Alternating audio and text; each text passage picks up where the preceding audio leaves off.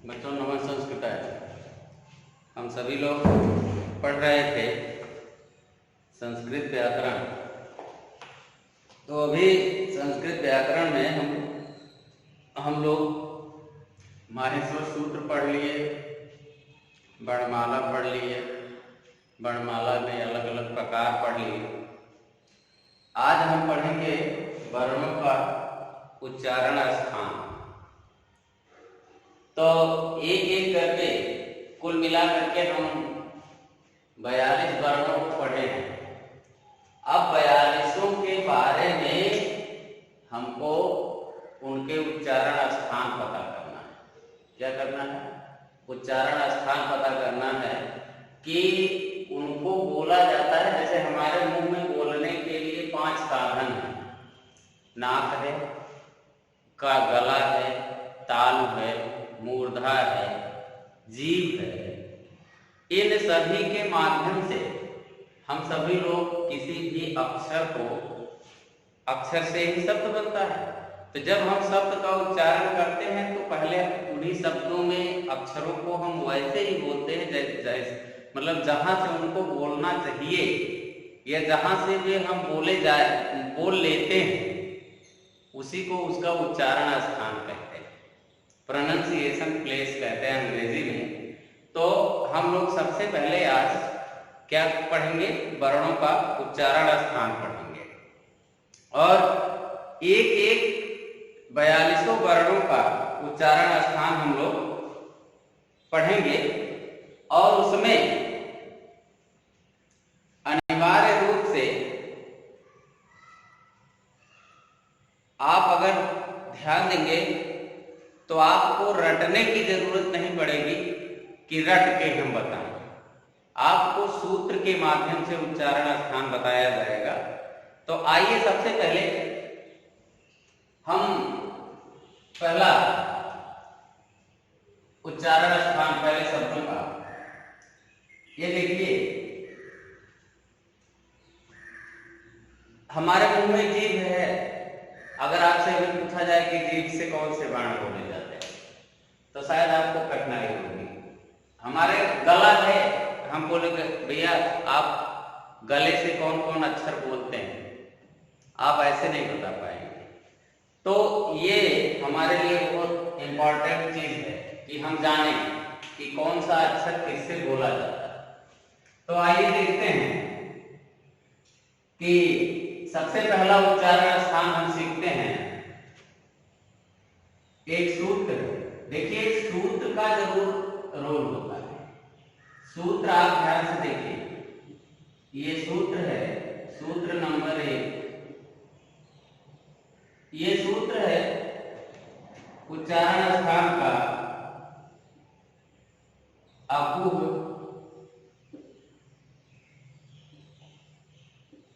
विसर्ग,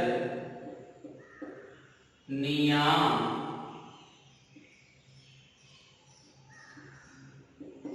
कंठ। ये एक सूत्र, ये सब उच्चारण स्थान वाले सूत्र हैं। अकुह, विसर्ग, नियाम, कंठ।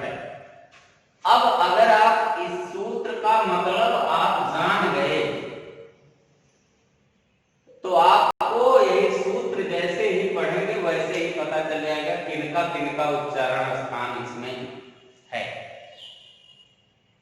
अब पीछे जो वर्णमाला हमने पढ़ाया है उसमें हर एक चीजों पर हमने प्रकाश डाला है कि इसको ये कहते हैं, इसको ये कहते हैं, ये कवर्ग है, ये पवर्ग है, ये उदित वर्ण है। सारी चीजें मैंने आपको बताई।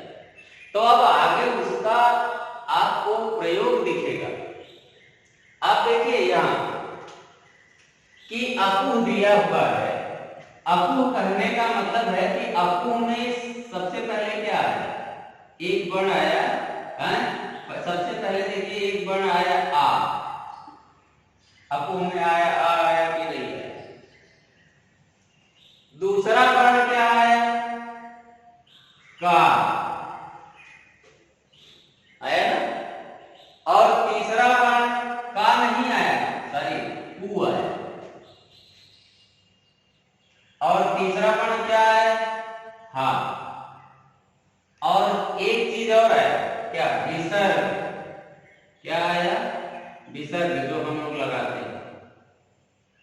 ये चार चीजें आई इस सूत्र में, चार चीजें आई, आ आया, उ आया, हा आया। अब जरा आप देखिए कि आ कहने पर आ और बड़ा आ दोनों अक्षरों का ज्ञान होता है, ठीक है। आ और बड़ा आ, फर्क इतना है कि अल्प प्राण और महाप्राण ये चीजें होती हैं। तो आपको शायद वर्णमाला पढ़ाते समय हमने अल्प प्राण और महाप्राण नहीं बताया, तो ये चीजें आपको जब मैं प्रयत्न पढ़ाऊंगा, क्या पढ़ाऊंगा, प्रयत्न, संस्कृत में प्रयत्न का मतलब कि जहां से हम वर्णों को बोलने का प्रयास करते हैं, उसको जब मैं पढ़ाऊंगा तो उसमें आपको मिलेंगे। अभी फिलहाल इतना जानिए कि आ से आ और बड़ा आ का ज्ञान हुआ। अब एक चीज बचा, ये आ से है और दूसरा बना कु। आपको मैंने उदित वर्ण पढ़ाया था, उसमें कु चु टू तू कु मैंने बताया, इनको क्या कहते हैं, उदित। उदित माने जो मॉनिटरिंग का काम करे, जो अगुआ का काम करे। तो यहां देखिए ये कु है, कु से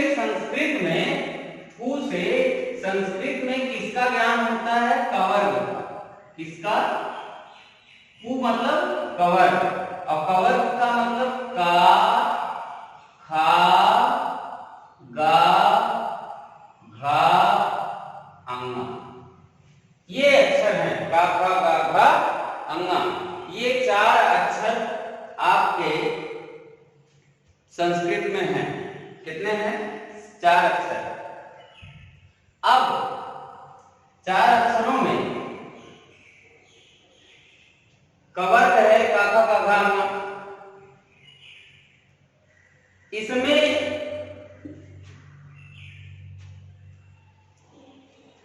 कु का मतलब आपको समझ में आया। अब एक चीज और है, हा। हा कहने पर सिर्फ हा का ज्ञान होता है, और एक है विसर्ग। विसर्ग का मतलब जो हम राम के आगे विसर्ग लगा के रामायण पढ़ते हैं, तो ये क्या है, विसर्ग। तो कितनी चीजें, आ, बड़ा है, अब उसके बाद का, खा, गा, घा, अंगा, हा और विसर्ग। ये इतनी चीजें किससे बोली जाती है, ये इतनी चीजें बोली जाती हैं कंठ से।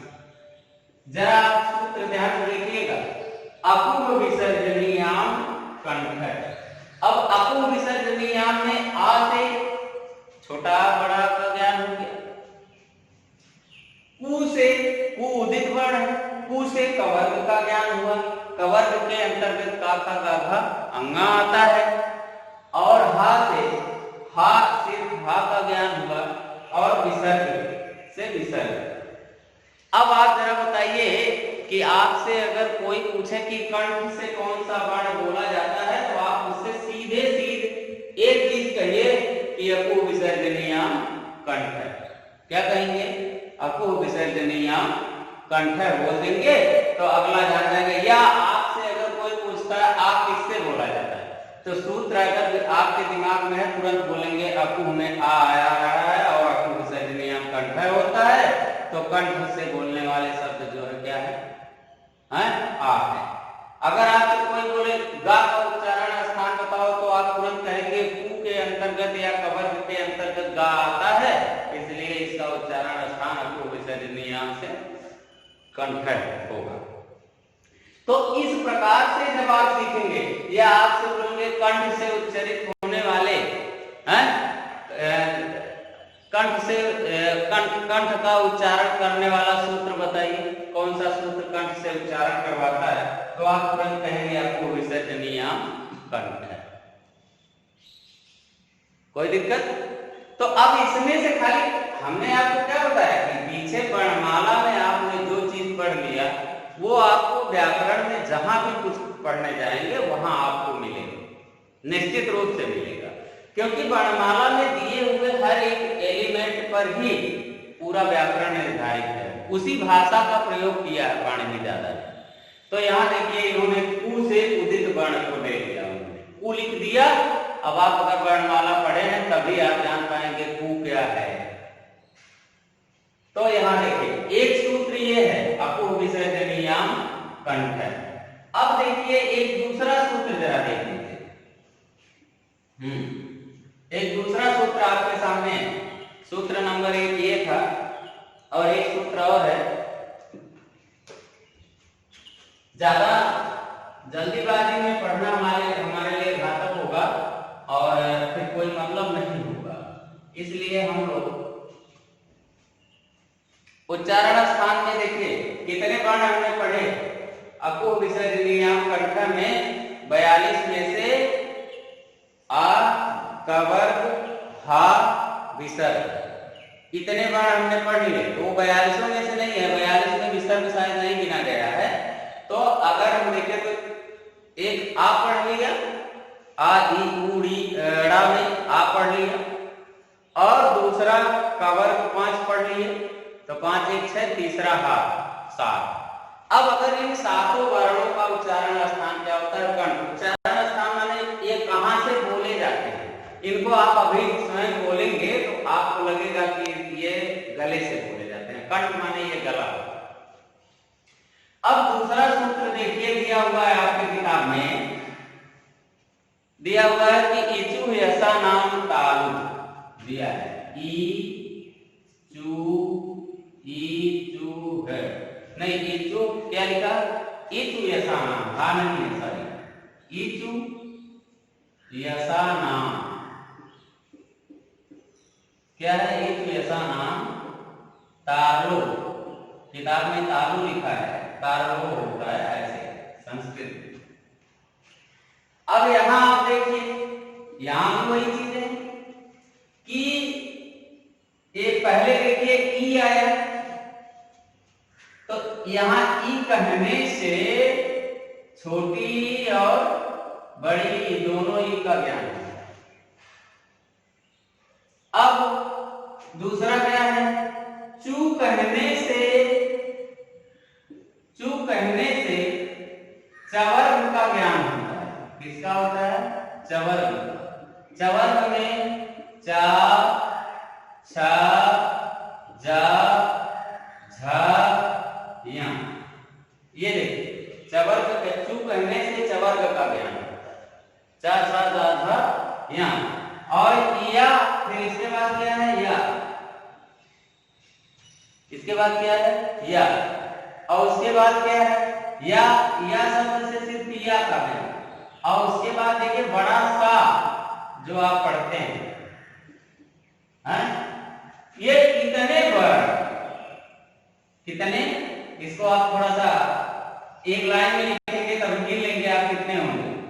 छोटी, बड़ी, चा छा जा झ या और या और सा, ये इतने जो वर्ण हैं संस्कृत अल्फाबेट में, वो इचु यसा नाम इसी इतने में आ गए।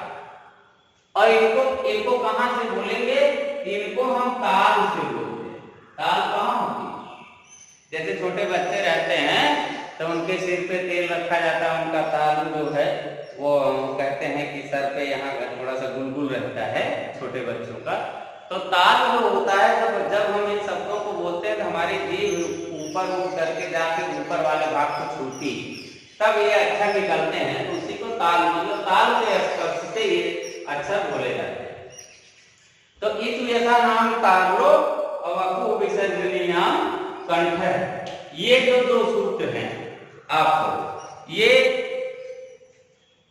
कुल मिला करके देखिए 7 अक्षर उसमें थे और 8 अक्षर या 9 अक्षर इसमें है। तो बच्चों वीडियो काफी बड़ा हो जाएगा, इसलिए इसके आगे अगले वीडियो में आपको पढ़ाया जाएगा।